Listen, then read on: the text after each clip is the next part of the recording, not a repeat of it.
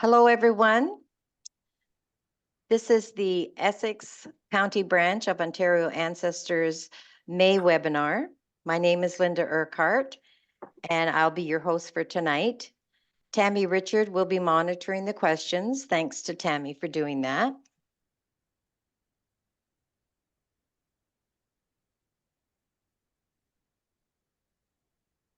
Sorry, I'm just...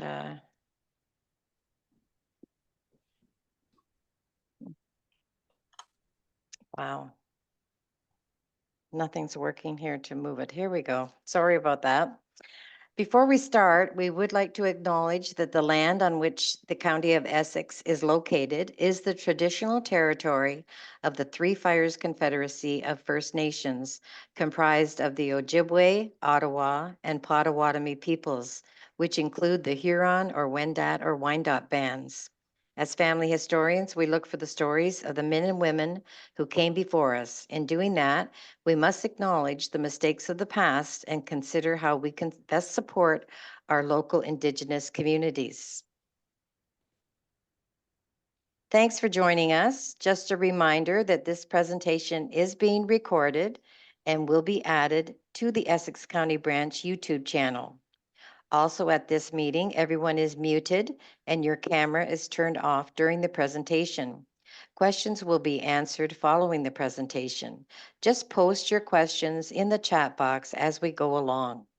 The chat box can be found by hovering your mouse at the bottom of your screen.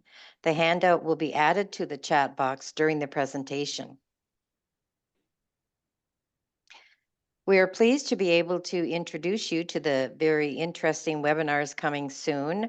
On Thursday, May 16th at 1 p.m., the Scottish Special Interest Group is rerunning one of its beginner series.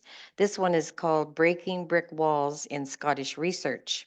On Saturday, May 25th at 1 p.m., the Ottawa branch presents If It's Not Going to Be a Book, What Then?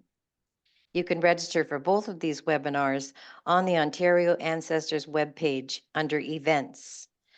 Then on Tuesday, May 28th at 7 p.m., the Family Tree Maker Group will be meeting, and you can register for that event on the Essex Branch website. The Essex Branch volunteers will be busy researching their family histories all summer, so the next webinar that we will offer will be on September the 10th at 7 p.m. Barbara Riem Sondre will discuss the Detroit Shoemaker, her journey to writing. The Detroit Shoemaker is the third in her series based on the Riem family. Her first book was called Renee. The second book was about Renee's son, Robert, and the latest one is about Robert's son, Hyacinth. Register for this presentation on the Essex website, essex.ogs.on.ca, or on our Facebook group. And we hope to see you in June at the Ontario Ancestors Conference, June 14th to the 16th. There are tours of Toronto on Thursday and Friday before the conference begins. There are 62 varied sessions over the weekend, including sessions from marquee speakers. There will be 50 plus exhibitors in the marketplace, and this will be the first in-person OGS conference in 5 years. So we're really looking forward to it. Tonight's webinar is being presented by Julie Anderson, a family search research specialist.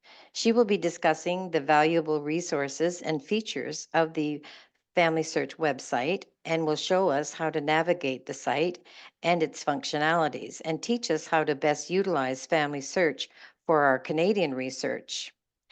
And a little bit about Julie. She has a master's degree in history and education and is an accredited genealogist and accredited genealogist lecturer. She is a full-time research specialist at the Family Search Library in Salt Lake City, Utah, on the United States and Canada team.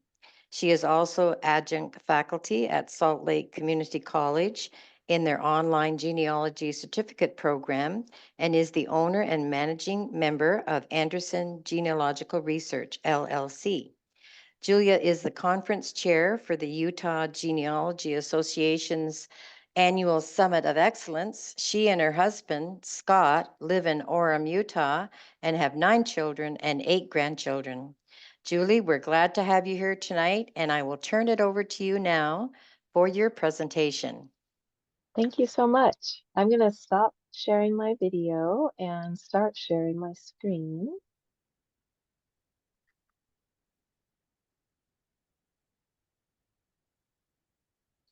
All right, does that look okay? Yes, it's great. Fantastic. All right, so our topic for tonight is a new look at family search and online records. Some people shy away from using family search to its fullest because they're not as familiar with it as they are with other platforms or software. So hopefully after today, you'll be excited to try out some new things. My main objectives for today are to explain some key components of family search, demonstrate best practices for locating online records, and also to enable you to use family search resources to answer your research questions. So let's get started. One thing that you need to remember is that family search is always changing and trying to improve the guest experience. If you log in and notice that something is different, try it out and remember to leave your feedback. There's usually one of these feedback buttons along the side. When you first arrive at the Family Search landing page, you will see a place on the left side where you can enter information about your ancestor.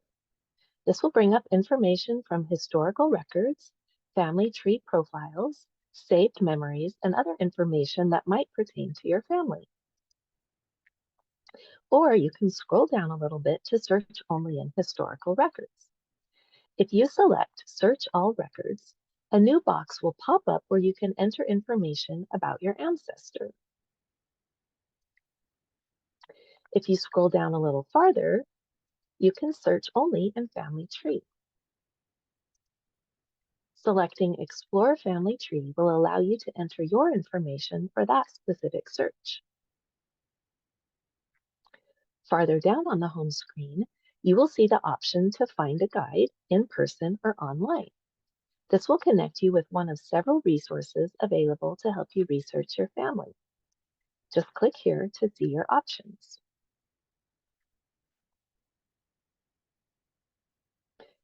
You can get one-on-one help with website-related questions from Family Search support. Use this when you can't access your account, or you need help undoing something that was done incorrectly, or you have a dispute with someone that can't be solved with reasonable dialogue. You can also get in-person help near you at a Family Search Center.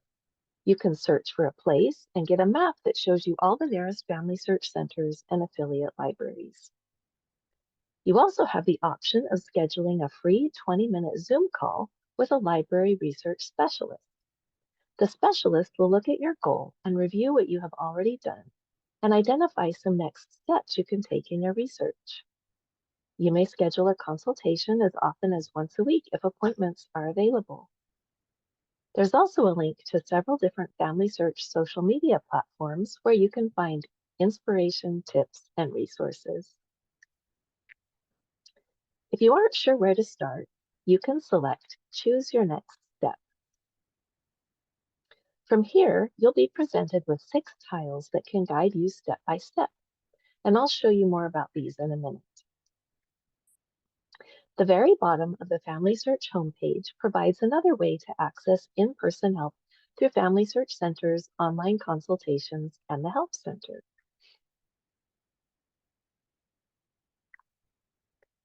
If we return to the various ways to begin your family history, the site provides 6 options. Create a Family Tree directs you to start building your branch of the human family and connecting it to the world tree. It explains the steps to get started, how to add individuals to the tree, how to connect your information on living people to those who are deceased, and what to do with all the record hints that you will receive. Next is Find Ancestors in the Records, which guides you in searching indexed records for your family members and then adding these resources to Family Tree.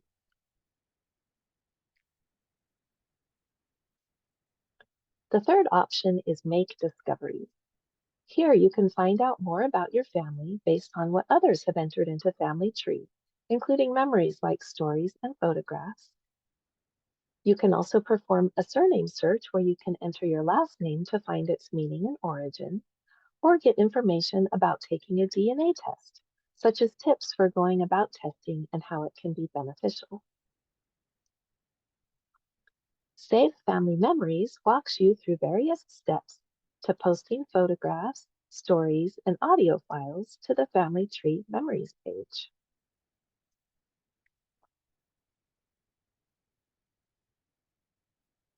Get Involved is a way you can give back by making historical records name searchable. This is done through the process of indexing. A volunteer indexer looks at the record in the indexing program and types in the important information like names, dates, and places. The resulting indexed image is added to the searchable records available for free on Family Search. There are projects available in many different languages. You can spend as much or as little time as you have. There are help resources integrated into the system to answer questions. Finally, Family History Fun is a great way to involve your family in genealogy. These are some of the same activities available in the Discovery Center at the Family Search Library. They include All About Me, Record My Story, Picture My Heritage, and various other in-home activities. From this page, you can also create an account or sign in. This can be done by selecting, or this can also be done by selecting the blue Create Account button in the upper right-hand corner of the screen. Once you have done this, a screen will prompt you to enter your personal identifying information. If you are a member of the Church of Jesus Christ of Latter-day Saints, the sponsor of Family Search, you have the option of signing in with your church account. You can also log in with Facebook, Google, or Apple. Next, let's review how to navigate the Family Search website. There have been some recent upgrades, so even if you are familiar with the website, it can help to have a refresher course. The navigation menu can be found at the top of the page. Let's start with the items on the right side. We already discussed how to create an account. Next to the Create Account button is the place where you sign in. You will need to know your username and password to do this. Moving to the left, we have the Help icon. This will open a dialog box where you can search on just about any topic. Just type your question in the search bar that says Search the Help Center. You can also find your local Family Search Center, learn tips for getting started, contact Family Search support, and get access to other resources from the Help Center. The World icon allows you to change the language and format of Family Search. Note that this feature does not translate records for you. It only translates the website. The map icon pin in the menu bar will help you locate a Family Search Center near you. These Family Search Centers are places where you can get personalized help, use subscription websites free of charge, and access exclusive records that you may not be able to see at home.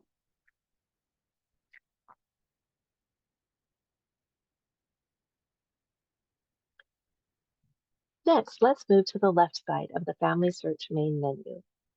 First, I would like to highlight the Family Tree. The Family Search Family Tree is the world's largest online family tree, home to information about billions of ancestors. It is collaborative, meaning that this tree is not private except for living people, and anyone can add or subtract information. We encourage submitters to thoroughly document the information by linking sources, adding citations, and including reason statements for making changes. When you are building your branch on Family Tree, You will start with yourself and then enter your spouse and children, parents and grandparents. Living people are always kept private, so anyone living who you add to your tree will only be visible to you. The goal in building your tree is to connect your ancestors who are deceased to you and everyone who's living. The tree will guide you in adding family members. Simply click on Add Father or Add Mother to start building a pedigree. The Add Parents screen will look like this. You just need to fill in the blanks. Add as much information as you can. Once you select Next, you will return to the pedigree view and you can select Add Mother. Continue with this process to add as many family members as you know. If you add someone who may already be in Family Tree, the computer will prompt you to merge the individuals. Just make sure they are the same person. Family Tree has several different views, charts, and forms you can use to organize your family research. This is the landscape pedigree view. The main ancestor is in the center, with his children on the left and his parents and grandparents to the right.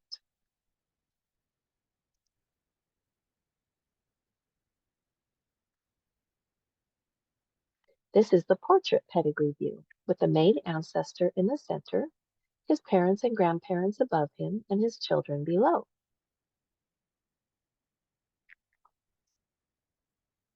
Here is a fan chart. The main ancestor is in the center, spouse and children are below, and ancestors are fanned out above. This chart can be customized to show family lines, birth countries, sources, stories, photos, and even research help. You can also choose how many generations to display, from 4 to 7. For instance, this is the fan chart with the birthplace view. A key to the different colors is in the upper left corner. This is the descendancy view. The main ancestor is at the top, and his children and grandchildren are listed underneath, with each generation increasingly indented. If you select Expand, you will see the chart in much more detail.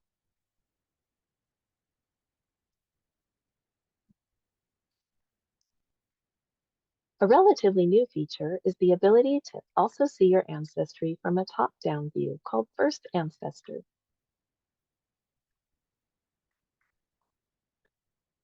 This view is a common way of portraying descendancy from a single individual, such as in Chinese jiapu. Some cultures documented clan descendancy from an earliest known ancestor. These genealogies were recorded in clan books or memorized. Every successive generation had the responsibility to add to the books. The first ancestor view is specifically designed for these clan genealogies.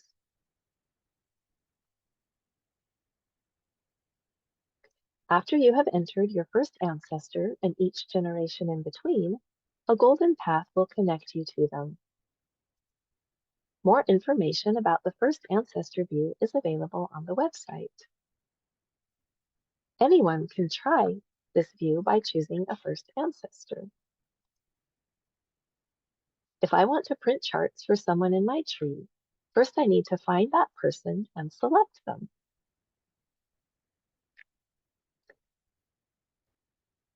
That will pull up a sidebar of information about the individual. Next, choose Person View. The search defaults to the Details tab of the Person view. Next, scroll down to the bottom of the page. On the right is the toolbox, and the last choice in the toolbox is Print Options. If you select that, then you can choose which types of charts you want to print for the ancestor you have selected on the tree. To print a pedigree chart, simply select Pedigree from the list. Here is the pedigree chart view. This is an example of a portrait pedigree. And this is what a printed fan chart looks like. Here is a family group record. We recently added the option to print various types of simple charts as family keepsakes. The link to do this is familysearch.org/tree-designs/global. There are a number of different designs to choose from.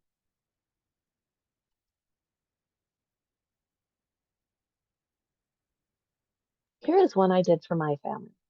You can see that it is very basic and does not include any vital information, only names.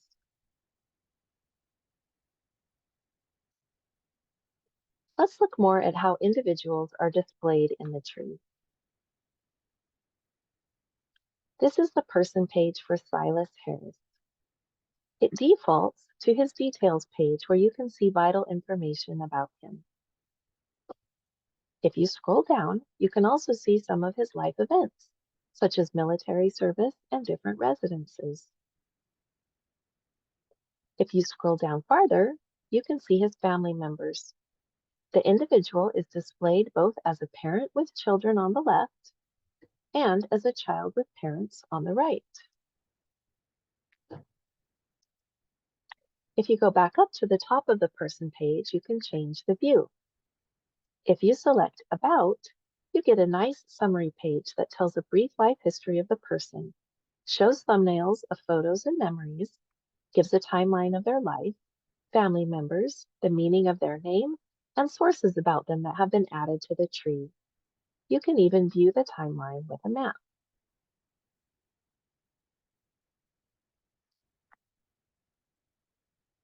The map view looks like this. You can zoom in and out and see what features surrounded the places where your ancestors lived.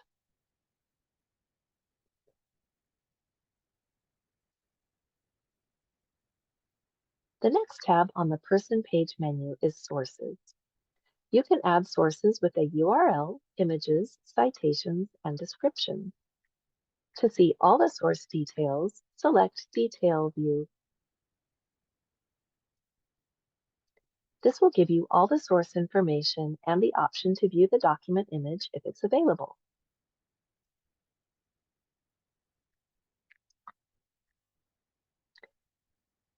The next tab on the person page is Collaborate. This allows you to add notes and discussions regarding your ancestor. These are visible to others looking at the tree. To add a new note, simply click on the plus sign that says Add Note. The website will allow you to flag a note as an alert and will be visible at the top of the person's details page.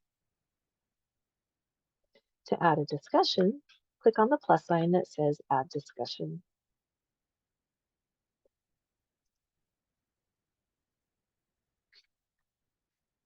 Each person page also has a little star in the upper right-hand corner that says Follow. If you click on that star, it will change to white and will say Following, as is shown here. This means you will be notified when someone else changes the information or adds a new source for the ancestor. You can also add a label to the person, which is private and will only be seen by you. Select a label from the drop-down menu or create your own. The last item on the person page menu we'll discuss today is Memories.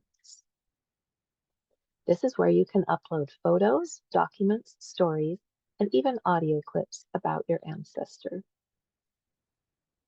There is a Family Search Memories app you can download on your phone or tablet, which makes uploading files to Memories very easy. It's available for both iOS and Android. One of the newest features on the person page is the ability to add other relationships. Here you can indicate whether an individual had a relationship involving apprenticeship, employment, enslavement, godparent, household, neighbor, or relative. This is especially helpful for tracking people when you don't know whether there was a blood relationship or not. or if you don't know the individual's surnames, such as for these enslaved persons.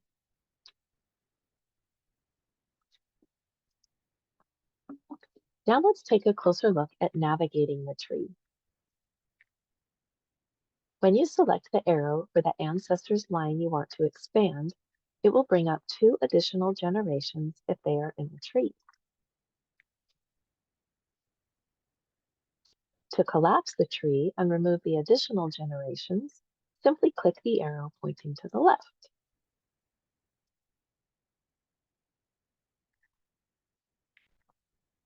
To find a specific person in the tree, simply select Find from the top menu. You can find by name or find by ID number.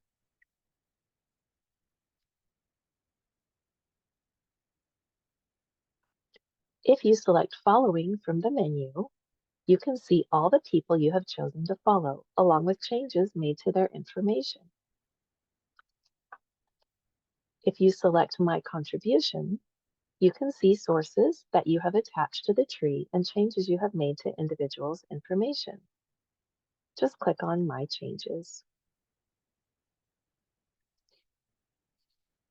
If you select Stats, you can see how many contributions you have made over time. You can narrow that down to sources, memories, or people added.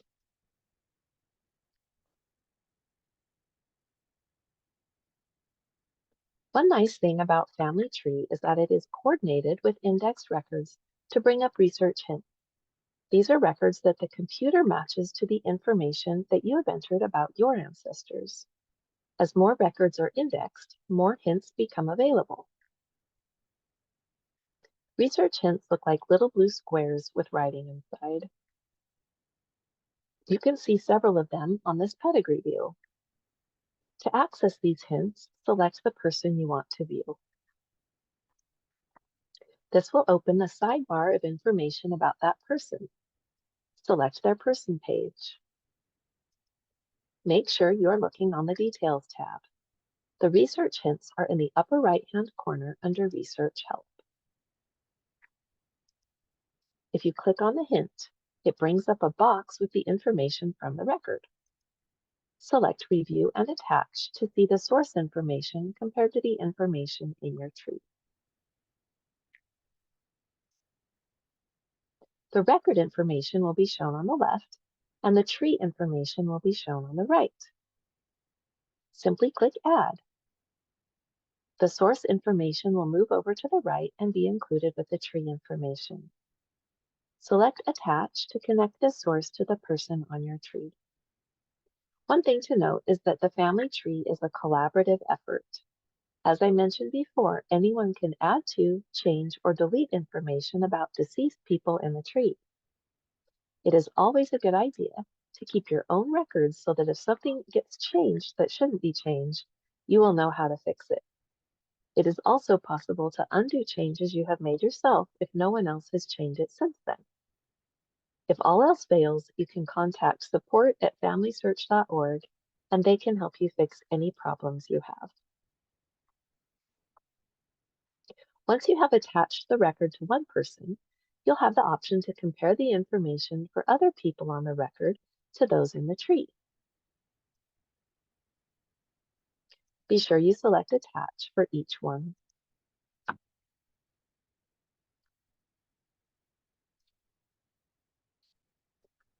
After you have attached the record to each individual mentioned in it, you can return to Family Tree. The next item on the Family Search main menu I would like to highlight is the Search feature. I think search is one of the most misunderstood and underutilized features of Family Search. When you select Search, you will get 8 options in a drop-down menu.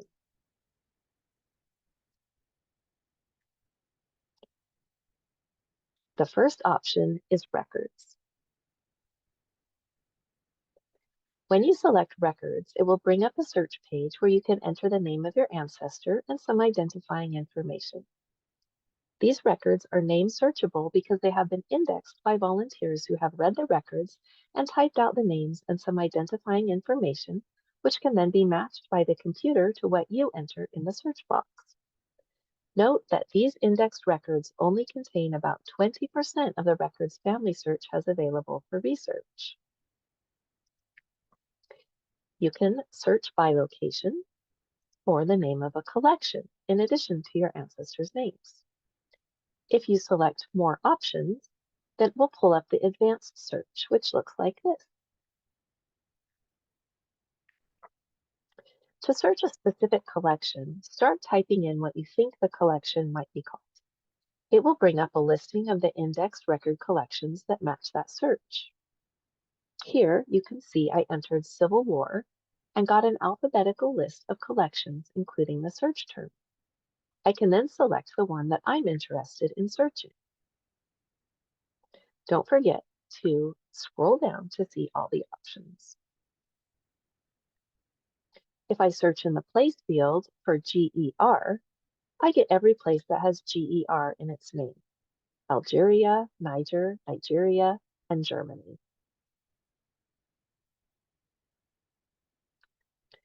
If you search in the place field for something like Alabama, it brings up an Alabama research page. This research page includes links to classes in the Online Learning Center, collections for Alabama, genealogies, image-only historical records, and items about Alabama from the Family Search catalog. There is also a link to Alabama Guided Research. This will help you get started on research in that particular region. I'll talk a little more about guided research in a few minutes.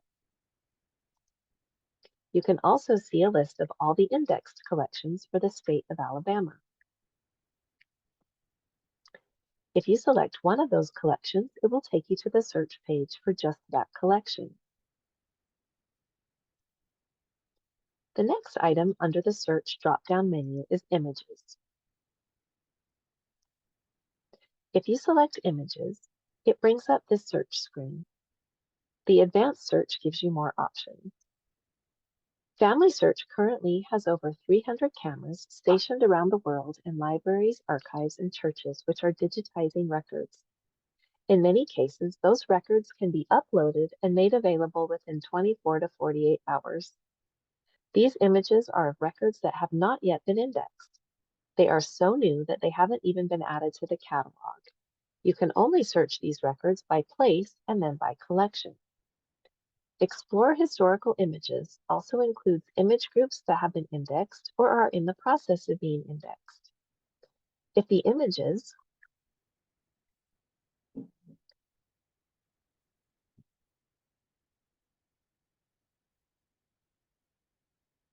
Sorry, I think my audio cut out for a second.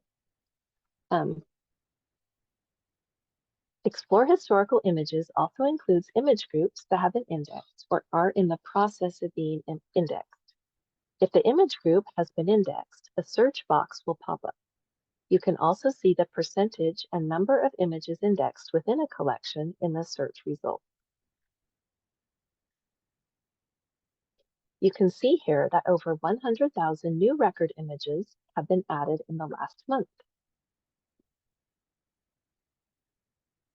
Here I have put Alabama into the search field. I got over 62,000 results. If I select this first collection, Montgomery Court Case Files, it takes me right to the record images.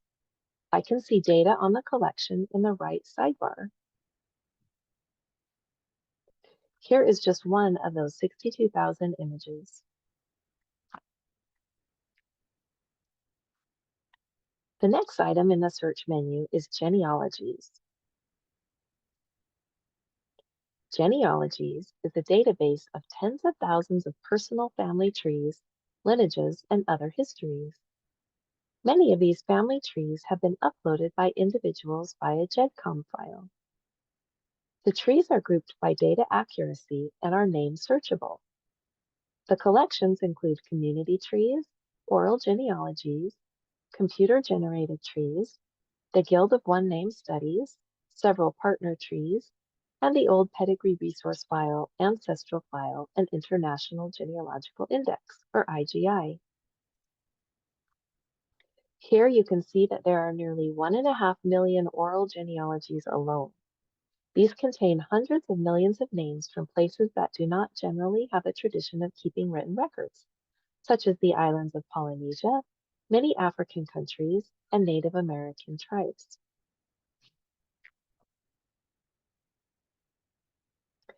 These genealogies are name searchable by collection. Next in the Family search menu is the catalog.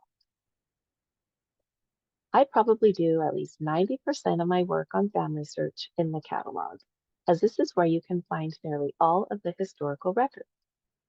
It does not have items that have been added since September 2022, however, as the catalog was frozen at that time. To find those newer items, you have to look elsewhere. It is important to know that Family Search has different levels of access due to arrangements made with certain repositories, as well as copyright law. Various icons can quickly tell you the accessibility of the records you are seeking. A document icon means that the resource is an indexed record or transcription of the document. A camera icon means that you can view the image of the original document. If you see a camera icon with a key over it, that means the image is restricted and may only be viewed by those in the Family Search Library or a Family Search Center. A magnifying glass means the record set is at least partially indexed and name searchable. And a film reel means the record is only viewable on microfilm at the Family Search Library.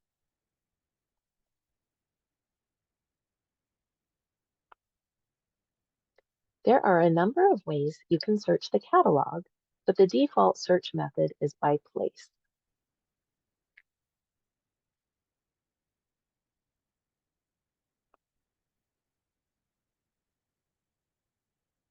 This is also the search I do most often, as many of the records I need are held at the county level, and I can search by county. You can also easily move to smaller jurisdictions by using the Places Within feature. In this case, it is towns or cities within the county.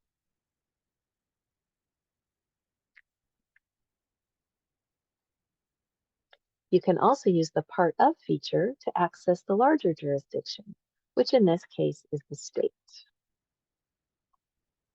Another thing you can do is filter the results to what is only available online or what is available at a Family Search Center. If you go back to the main search page, you can also search by surname only. When I put in the surname Howard, I got 1,073 results. You can also narrow a place search by adding a surname. When I added the state of Tennessee to my Howard search, I only got one result. You can also search in the catalog by title, author, subject, keyword, call number, and film fiche or image group number. I encourage you to try using the keyword search when looking for elusive records or when you're unsure of the location or other information.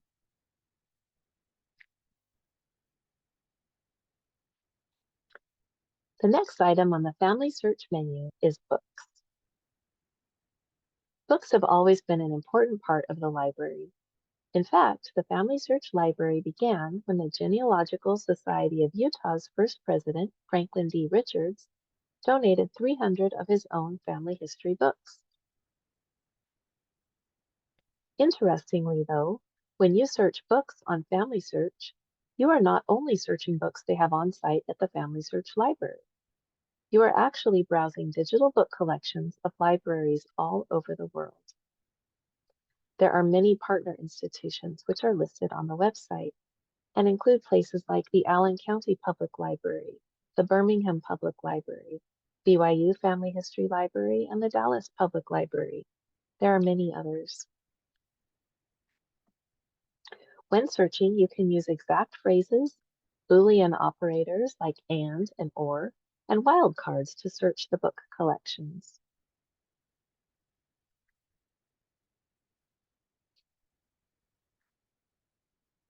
In the wiki, it tells about how to search the digital library.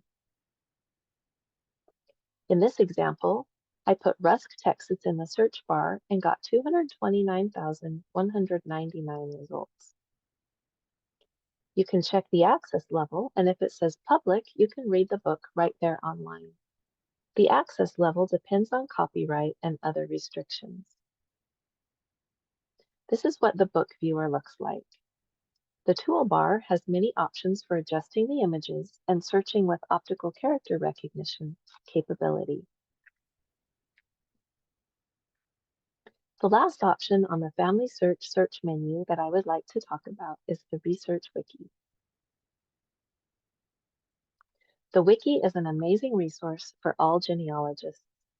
It is a free online genealogical guide created and maintained by Family Search that contains links to genealogy databases, websites, other resources, research strategies, and genealogical guidance to assist in the search for your ancestors. Articles included are locality pages for countries around the world and topic pages that include pertinent genealogy record types explaining how to use the record, what it contains, and how to find it. The wiki is set up to be searchable by place, such as country, county, or city, or topic, such as vital records, immigration, or even African American research. The wiki is not the place to search for your ancestors' names, however. The wiki is constantly being updated and contains maps, history, links to record sets, tables, charts, templates, and all sorts of valuable information genealogists need. Many options are available on the left side of the page. There is also a link to guided research on the right side. Let's take a quick look again at the guided research option. Guided research is a tool that helps you focus your search to the best record collections for your specific research goal.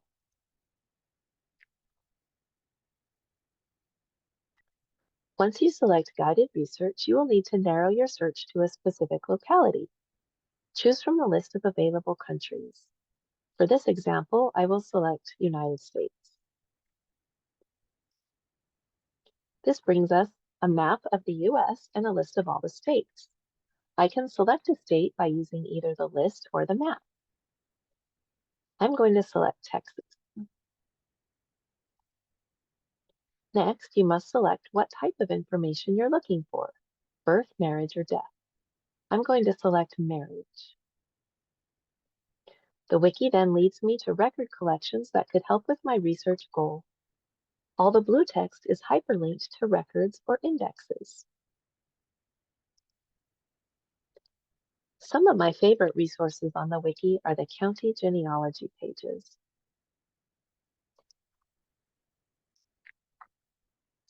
Here is the Rusk County, Texas genealogy page. Up at the top, there's a blue box that links to online records for the state of Texas. These records are listed by category and include records on Family Search as well as in other locations. The table of contents on the left side of the page quickly tells me what information I can find on this wiki page. A map on the far right shows me where Texas lies within the United States and where Rusk County lies within the state of Texas. If I scroll down a little more, I can see the contact information for the county courthouse, and there's also a place where I can see when they started keeping the records in this table right here. And this helps me know if I'm looking for a record set that was never created in the first place and saves me a lot of time. So I don't like looking for records that don't exist. Below the county records information, it usually gives a little history of the county, as well as if and when there was any record loss. This is very helpful because if you know that a certain record set burned, you won't spend valuable time looking for it.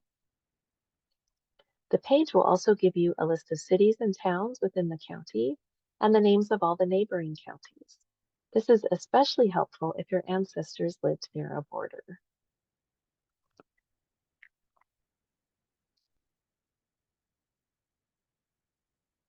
You can see there's even more information available on these wiki pages.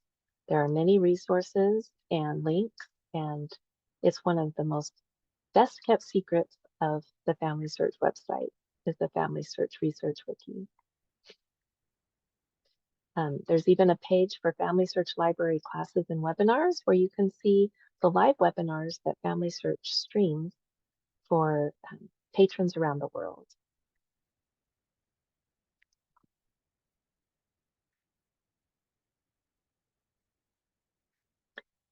You just select the class that you're interested in, and then you click on the link to register.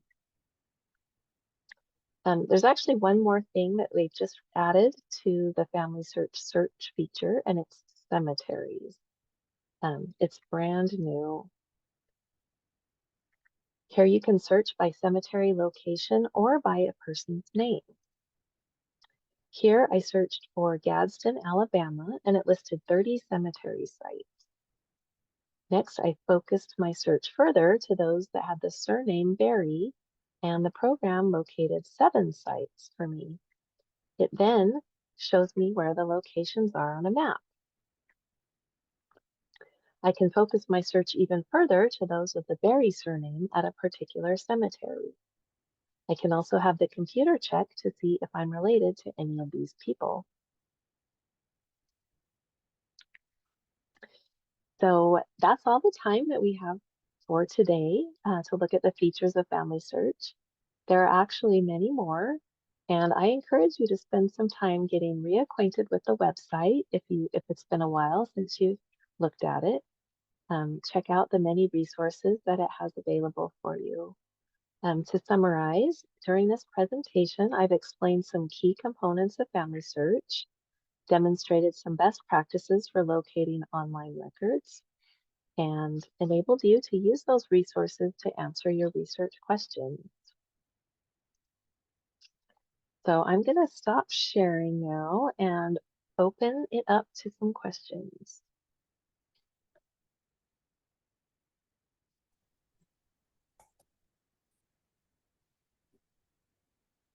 I have a question. Okay. Yeah.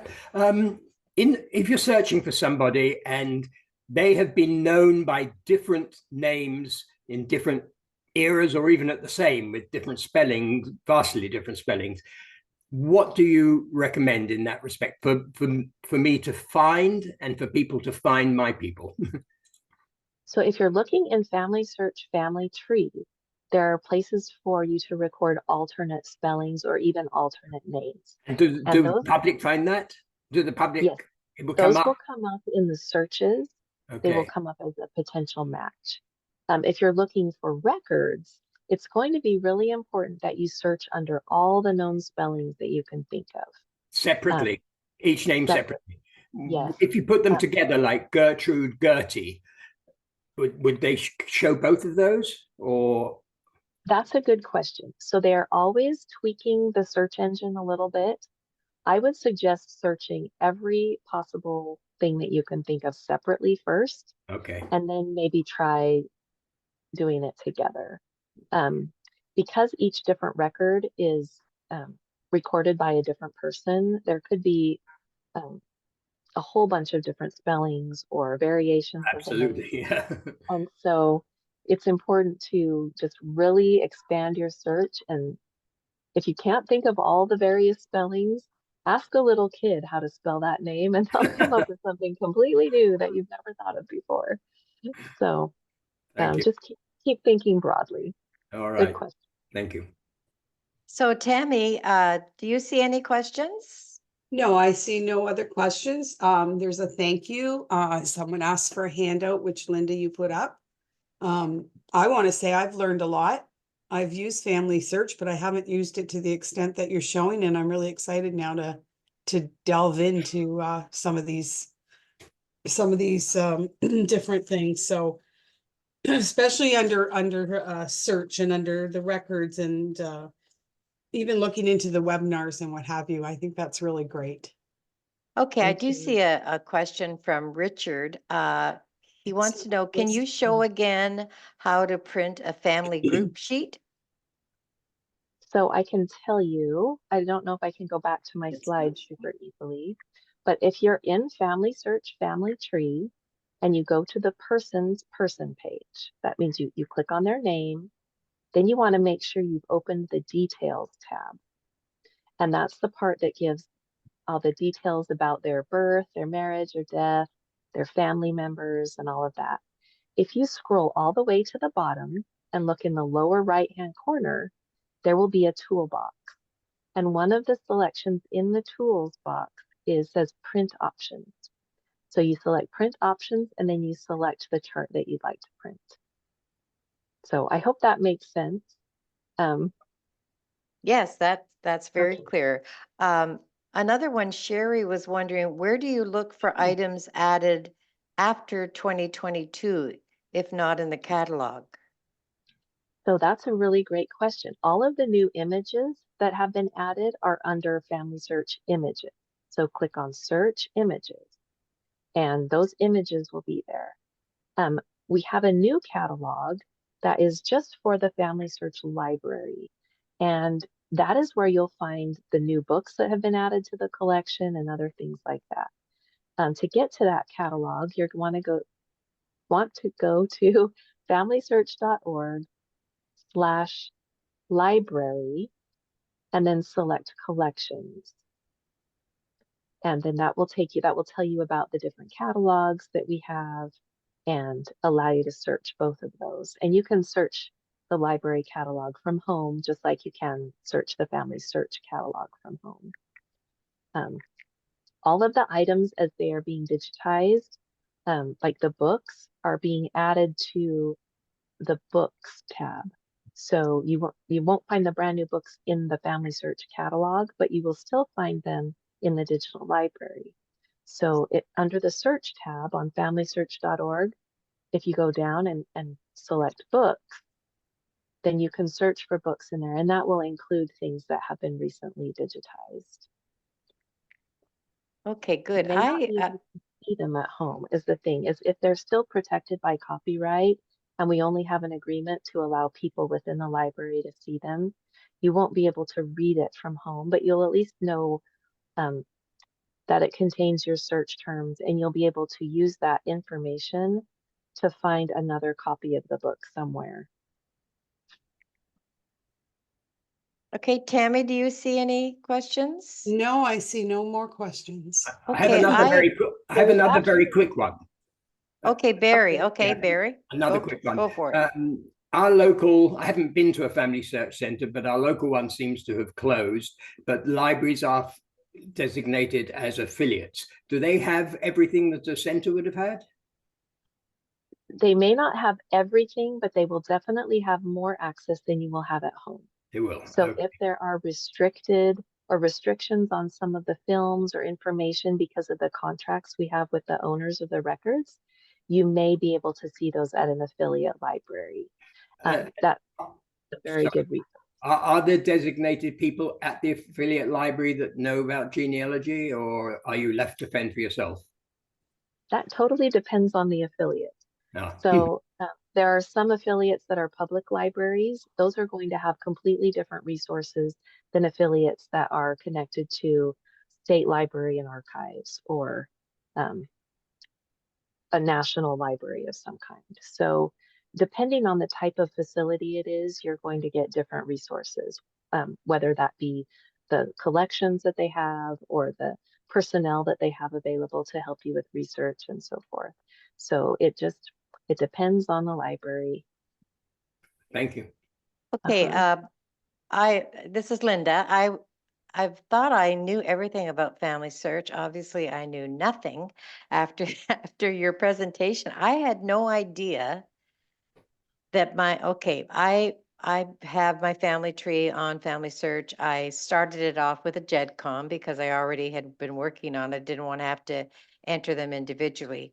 So my understanding now from what you said today is that, so that's my individual tree. It has nothing to do with the world family tree, right? So the tree on Family Search is a one world tree. The things that you enter in about living people are private, and the only person that can see them is you. So even let's say you enter information about your Aunt Martha and she's still living. Even Aunt Martha cannot see what you have entered about her because it's private only to the person that entered the information. But once someone is deceased and is marked as deceased in the tree, anyone can see that. And can Now, anyone contribute to it if they yes, can see it? yes, they can So contribute is to it. there a place where you can find out who's like not who, but what changes are being made? Like that thing that you said following to make sure that that's highlighted. Is that how you would make sure? So that would be a way that you can easily check on the people that you want to see the changes. Otherwise, you can just go to that person in the tree, and there's on the right-hand side under the details tab, you can see what all the changes have been, and you can even see what users have made those changes. Oh, So okay. if someone has been merged into your ancestor and you think that that might not be right, you can look in the change log and see what happened. And if you call Family Search support, they can help you untangle messy merges and things like that. And they can do that through the change log. They have elevated access to help them undo things that happen that might not be helpful. But you can't do it yourself. You couldn't make, like, if you No. felt the person was wrong that made whatever change they made, and that you had what you thought was proof of that, you couldn't put it back to where it was. You'd have to call support. To some extent, you can, but you might not be able to untangle everything. It depends on how far back in time the merge was made or the Okay. change was made. So if it was very recent and no other changes have been made to the person in the meantime, then it's usually very easy to undo something. But if the merge happened 5 or 6 years ago and there have been 27 changes in that person's information since then, it might be too messy for you to try to untangle. And so I would suggest calling support and letting them know that you have documentation showing this particular fact, and they can either walk you through the process or they can help take care of it for you. Oh, I probably have a lot of old ones because I've never ever checked that. I didn't realize that there was this world tree. I honestly thought that my tree was totally separate from anything else and that nobody else could do anything to it. So that's something I should be taking a look at, I guess. Yes, I highly recommend that. There's Right. also under genealogies on Family Search, that's a place where you can upload a GEDCOM file if you have your own family history software like Roots Magic or Legacy or something like that, where you can download a GEDCOM file of your information. You can upload that to genealogies, and that will become searchable for people, but they will not be able to make any changes. Well, that is So how I put my tree on there. I did upload a GEDCOM. okay, So, so that would be in genealogies, and that would not be part of the one world tree at all, and it would be completely separate. so what if you wanted it to become part of the world tree? Then you would need to add the information one person at a time. Oh, okay. Okay. But I think it's easier to do once they're in genealogies because the information's already in the computer. Um, I don't know all the ins and outs of that. That's not my expertise, but again, you could call Family Search support and have them walk you through that process. Okay, that's good. I have a Okay. question. And Oh, somebody else have a question? no, I do, Tammy. Um, so when you're on that page and you're looking at information, I notice sometimes at the bottom where somebody will actually say that this date is wrong or this person's wrong or whatever. When they do that, does Family Search check that out to see if it is a mistake or correct? No, so we don't have the personnel to Okay. check out everything that people put in the tree. There are millions and millions of changes that happen every day, and all we can do is try to answer questions and help people fix the problems themselves. So the notes and the discussion features are available so that you can collaborate with other people working on your ancestors. There's a brand new chat feature that they've instituted, so it allows you to do a real-time chat with someone who's also logged in to Family Search. And Okay. you can opt out of the chat feature, but it's something that they've instituted recently to help people collaborate better. Okay. And there is a question from Graham. Are living people visible in the genealogies? I would assume that they are. I don't know how they would take those out. That's a good question. I know they try really hard not to have any living people on there. So um, perhaps there's another safeguard on genealogies, but I do not know what it is. Okay. That's a good question. Well, there's no other questions at the moment. Okay, well, we're past our time period anyway, so I just wanted to thank Julie for doing this for us. It's been very, very helpful for sure. And I just want to go back to where I was when I was sharing, just to, okay. Now I'm going backwards, sorry. Okay, just since the Essex County branch doesn't have any webinars during the summer, and if you travel to or live in Windsor or in the Windsor area, and you want to research in the Essex County Branch Library collection, you can visit the Windsor Public Library Local Histories Branch, which is on Sandwich Street in Windsor, and that is where our library collection is housed. Just check their website for their hours of operation and feel free to call them for additional assistance with your research. And if you have French ancestry, please visit the Essex County Branch Franco-Ontarian Research Center, also here in Windsor, on any Tuesday or on the second Saturday of each month during the whole year. We are open for visitors on those days from 10 a.m. until 2 p.m. The directions to the center can be found on the Essex Branch webpage under the Franco-Ontarian Research Center tab.